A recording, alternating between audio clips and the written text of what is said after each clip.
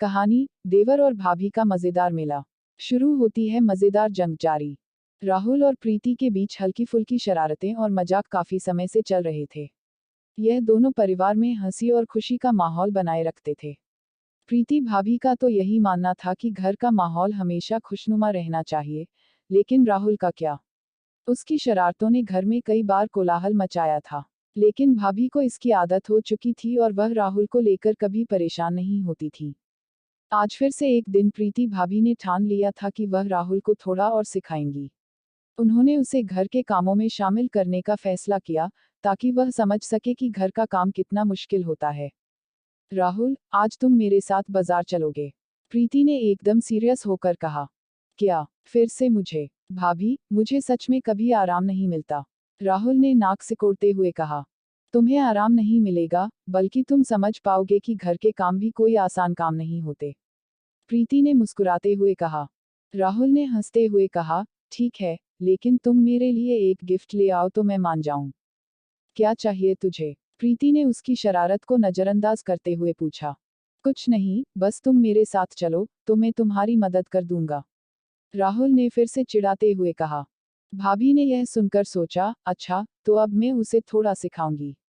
बाजार में मजेदार मेला जारी।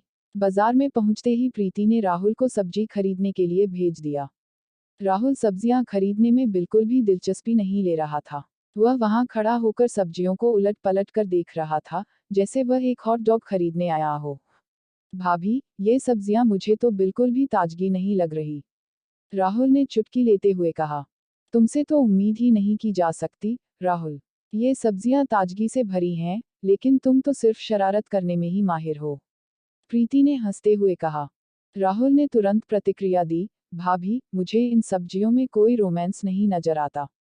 तो ठीक है, अब खुद ही सब्जियां चुन लो, अगर तुम्हें रोमांस चाहिए तो। प्रीति ने चिढ़ाते हुए कहा। राहुल ने एक प्याज उठाया और बोला, यह प्याज मुझे बिल्कुल तुम्हारी तरह लगी। जितना काटो, उतना और चुभती जाती है। यह सुनकर भाभी थोड़ी चौंकी, लेकिन फिर मुस्कुराते हुए कहा, राहुल, तुम जितना भी चिढ़ाओगे, उतना ही मैं तुम्हारी तरफ और झुके जाऊंगी। बाजार से घर की ओर। खरीदारी पूरी होने के बाद दोनों घर लौट रहे थे।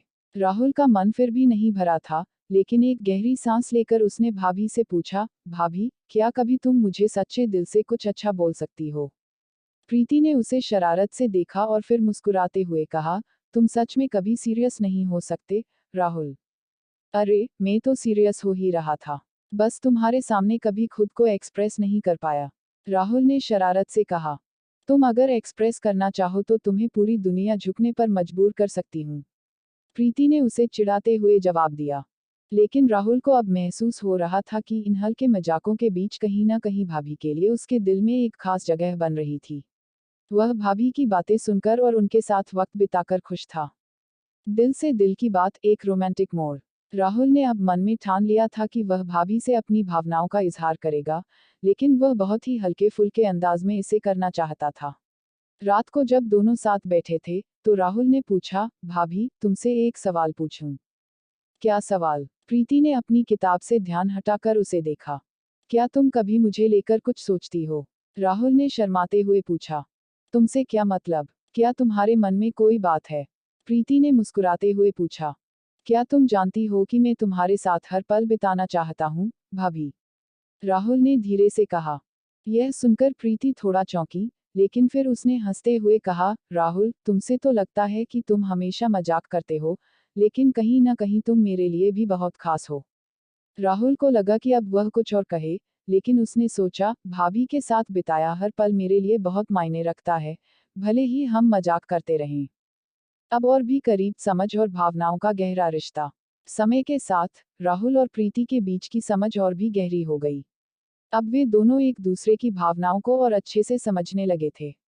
दोनों एक दूसरे की शरारतों का मजा लेने लगे थे और जब भी कोई मुश्किल होती, तो एक दूसरे के साथ उसे हल करने का तरीका ढूंढ लेते थे। अब राहुल जानता था कि भाभी के दिल में उसके लिए एक अलग ही जगह है, और भाभी भी जानती थी कि राहुल उनके लिए सिर्फ एक देवर नहीं, बल्कि एक खास दोस्त भी बन चुका है। राहुल, तुम जानते हो, तुम मेरे सबसे अच्छे दोस्त हो, प्रीति ने कहा। तुम भी, भाभी, राहुल ने हंसते हुए जवाब दिया। इस तरह दोनों का रिश्ता पहले से कहीं ज्यादा मजबूत और खास बन चुका था। और हर दिन उनके बीच एक नया मजेदार पल बनता, जिससे उनकी दोस्ती और भी गहरी होती जाती। यह कहानी अब थोड़ा लंबा हो गया है, जिसमें हल्के फुल्के मजाक के साथ साथ रोमांटिक मोड़ भी शामिल हैं। अगर आप चाहें तो इसे और विस्तार से सुनने के लिए हमें कमेंट बॉक्स में लिख सकते हैं। धन्यवाद।